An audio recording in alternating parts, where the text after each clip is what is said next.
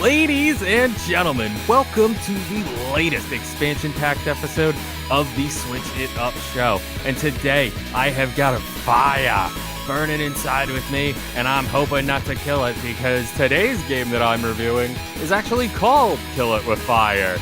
But before we get to that, ladies and gentlemen, I have got to light the thing that burns in my heart eternally, my friendship with our friend Glenn. Setram, that interview was just bonkies, I gotta say. Oh my gosh, brother, Bonkies is it. Yes, it is. That's gonna be the game that I'm talking about, but I think we gotta get something out of the way first.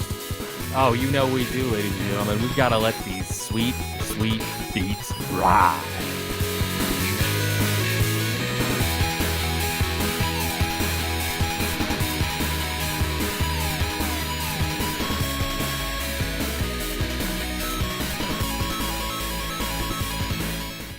Like I said, ladies and gentlemen, the game I'm going to be reviewing today is called Kill It With Fire. It is currently available on the Nintendo Switch, and it is $14.99, and you get 75 gold coins when you purchase it digitally. The spider, mankind's most ancient and deadly nemesis. As a licensed Kill It With Fire exterminator, it's time to fight back. Assemble your arsenal of increasingly excessive weapons, track spiders across suburbia, and burn everything in your path. To defeat spiders, you must exploit their one weakness, fire. Or bullet, or explosions, throwing stars, getting smushed by stuff, pretty much anything really. But that doesn't mean it'll be easy. First, you've got to find the spiders. Use state-of-the-art arachnid tracking technology to pinpoint your quarry's location among hundreds of potential hiding spots. Then, torch everything and smash the spider with a frying pan after it runs out. It's the only way to be sure. Dozens of weapons, creepy crawlies, realistic fire simulation system, gratuitous chaos and destruction, and learn the truth about spiders. It's from our good friends over at Tiny Build Games, and it is rated T for T. So, ladies and gentlemen, Kill It With Fire is a game that came out a few years ago on Steam, and it is now available on the Nintendo Switch. But one of the things that I would have expected from a game like this, the motion controls, seem to be unavailable. So it's kind of a shame that a game like this, where you would expect to be able to quickly move around the screen with the awesome power of the motion controlled Joy-Con, you can't do that. And what you're left with is a game that feels kind of stiff for a good portion of the beginning of it. It's kind of irritating and slow to move around at first. And I'm a little embarrassed to say, it doesn't really spell out the fact that you need to just smash these spiders to get the number in the corner to go up enough to unlock certain doors, because I would swear to you, and you can check the video evidence down here in the show notes, that I smashed a bunch of spiders and I wasn't getting any points for it. So I don't know what was up with that, but wasn't happening. Something about that, I feel like it happened on multiple levels throughout my playthrough here, because it happened a few times. That said, it does get much, much easier the further you go along, because you are going to get a lot cooler weapons. You're going to get a lot cooler guns. You're going to get a lot more interesting things to explode. Graphically, it reminds me of that game we got a while ago called Grass Cutter, almost Minecraftian. It's very sort of N64 era, I might say, but, a cleaner color palette. That's not to say it's necessarily awful looking. It's just, not necessarily the best. You're not going to be stretching anything with 4K here. But the music is fairly decent, and it is a pretty fun time once you get going. But it overall kind of loses its interest after a little bit of time. Again, mainly because of how stiff the play feels. But like I said, there's enough here that you will enjoy it. The $15 price tag is turning me off a little bit. Probably for like $7.99, I'd say definitely pick it up and have yourself a great afternoon. But beyond that, it may not be that much fun for you, and you may not find yourself coming back to it too much. So because of all of that, ladies and gentlemen, I am going to give Kill It With Fire on the Nintendo Switch a 3.5 out of 5. Overall, a pretty decent score, and I definitely can agree with the idea that sometimes you do in fact have to kill it with fire whenever spiders are involved. You definitely do, brother. It's a cool idea to like wrap a game around that. That's like, all right, It is. we're just It's gonna a kill the fun spiders. concept, and it feels very zany. Mhm. You may have seen it on one of the more recent Nintendo Switch showcases, the indie showcases that they do. So I had high hopes for it. I thought it was going to be like an awesome, almost Katamari level time, but it wasn't necessarily that. No. Oh well, my man, you can't win them all, and that is going to be the case with my game as well. And it is, of course, as you noticed in the hilarious intro, Bonkies. Bonkies is available right now on the Nintendo eShop for $14.99, stepping on up to the next level of riches here on the show today, and you get 75 golden coins when you purchase it. Let me go ahead and hit you with a little bit of a synopsis. Sit down for this one; it's a little long. Cheer, cooperate, and construct. Jolly couch co-op party game with a pinch of construction building. Bonkies is a jolly party game about cooperation, space construction, and the joys of colonizing the solar system as a team of monkeys. You and your prime mates, get it? Primates, will be tasked with raising all sorts of quirky constructions on distant planets by stacking blocks so that they fit in a given outline. To do so, you will have to team up with other spacefaring animals and master the use of your trusty equipment: a banana-fueled jetpack, and a powerful robo-arm. On top of that, you'll have to utilize the wackiest kinds of blocks. Magnets, rockets, and even nuclear fusion are no strangers for a well-trained astronaut like yourself, and work in exotic but not quite monkey-friendly places. Who said space construction was going to be easy? Monkey around with your friends. Moving heavy blocks is no small feat. Fortunately, up to 4 friends can join forces together to carry this burden, or drop it on each other's heads. Monkey around by yourself. Waiting for friends to join you? Don't worry, you can have fun in the single-player campaign. Fancy blocks for every occasion. To make the job more interesting, you'll find some rather unusual blocks at your disposal. If you thought this would be easy, wait until you have to try to catch a stray rock block flying around or handle an explosive nuclear fusion cube. Gotta watch the language on that one. Choose your champion. You see what you're doing here? Animals of all shapes and sizes come out to help, some owners or not. Monkeys, dogs, cats, possibly a unicorn. You name it, they're all eager to suit up and monkey around. And earn your bananas. Bananas are the space food of the future. Secure your bunch by beating the time scores, and if you gather enough, you'll unlock some new buddies.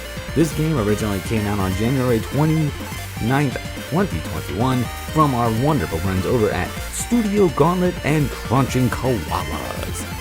It's in like every language. It's in French, German, Spanish, Russian, simplified Chinese, Brazilian, Portuguese, and American English. I always like to take a peek at the languages down there. I think because we do so many visual novels that anytime I see a whole bunch down there, I'm always kind of impressed. But, It is, right? That's impressive. right? And it switches all over the world, so it's cool to see their reach. Bonkies is so basically what you're doing is you're constructing towers, and you have to do it within a certain time limit, and you are a monkey in a spacesuit, and you have like this robotic arm. You don't really have that many controls. Your left Joy-Con is going to control basically like where you move around the level, and your right Joy-Con is kind of going to control your arm a little bit. But you also have to use the buttons like A and B to kind of it helps you grab, but it also applies thrust from out of your arm to help you push and move the blocks around.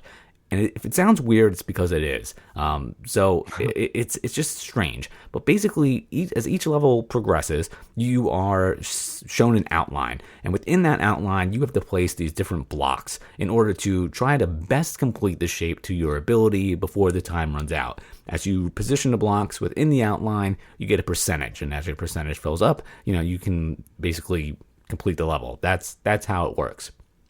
I will say I feel like they're a little bit forgiving with your placement of the blocks. You don't have to necessarily be like right on the money to get a good amount of, progress for your work, which I feel like is good because the controls are really weird.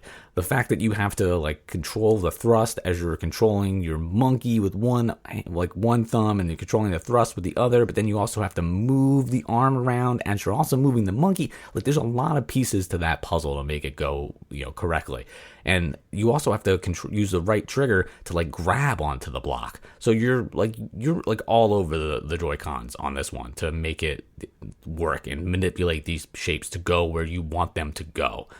It is designed to be not only single player but multiplayer, and I could see where that comes in handy, because sometimes I feel like when you're grabbing these pieces, your monkey is struggling to get into position. It's like they can barely lift them, and not just like the little one. I'm talking all of them. Like it's a little bit rough. But that being said, I feel like they're a little bit liberal with the time. They give you time to like kind of figure it out, and it does get easier as you go.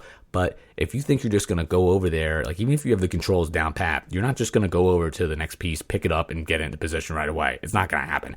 You're going to be like rotating the piece around. It's going to like fly all over the place. Like it's a little bit hectic. And you do have to use your arm not only to grab and push pieces in there, but you'll also figure out as you play that you have to, like, pulling is just as important as pushing to make these blocks go where they want to go. And as you have to like stack them and the puzzles get more vertical, that factor that you can't pick things up correctly and that the controls are all over the place can get a little bit like iffy, because as you're working on stacking and getting things into position, you're also bonking like things into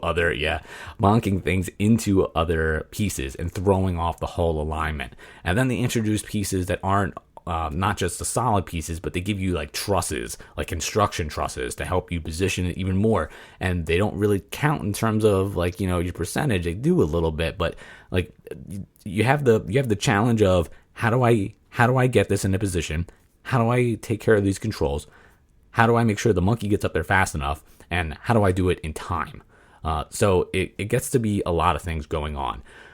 That being said, I like the idea of this game. It is fun at certain parts, especially in the beginning when you're like just figuring out how stuff works and you get the stuff in there. If it was just a little easier, I think it would be more fun. If the controls were a little more accurate, or just a little, frankly, more straightforward to master, or if I didn't have to control so many things at the same time, like I feel like it would be better. This reminds me of a PlayStation game for PSVR, like one of the first PSVR PS Move, really, when they had those Move controllers, called Tumble. And it was Tumble and then Tumble VR. And it was awesome because all you were really doing was grabbing these different shapes and positioning them in a way where they traced them onto the screen. And you had to like rotate them and put them in certain places, and you had to do it in a certain amount of time. And it was just really fun to be able to like stack them correctly and do it up against the clock. And this game like has shades of that in it. And I feel like when it does it real well. But like it's a struggle to get through it by yourself, and the controls are rough. I do think this would be fun to play with friends, but of course I played this one solo. That sounds sad when I say it like that, but I just played this one solo. Right. Again, there's not really like I don't feel like there's like an online way for us to be able to play this. There's not. I wish there was, because it would be a much different experience if we had done it together. Now, yeah, absolutely. And I feel like this is one of those games where you could like it's like Mario Party. Like, you could make best friends and you can make enemies,